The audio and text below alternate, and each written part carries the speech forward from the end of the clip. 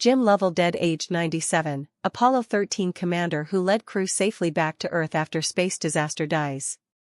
Space veteran and heroic Apollo 13 commander Jim Lovell has died at the age of 97.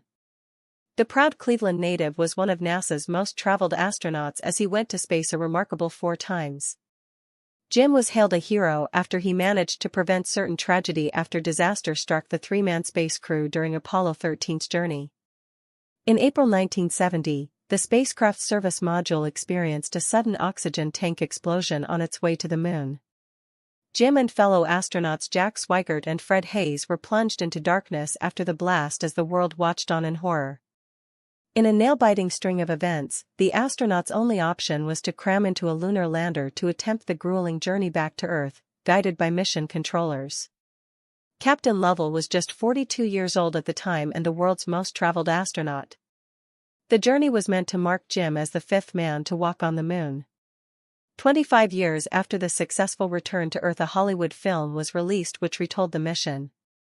The real Jim was already in the history books for his role in the Apollo 8 mission, which took place 2 years before 13.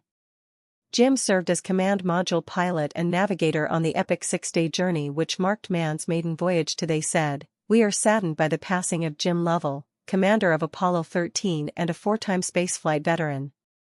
His courage under pressure helped forge our path to the moon and beyond, a journey that continues today."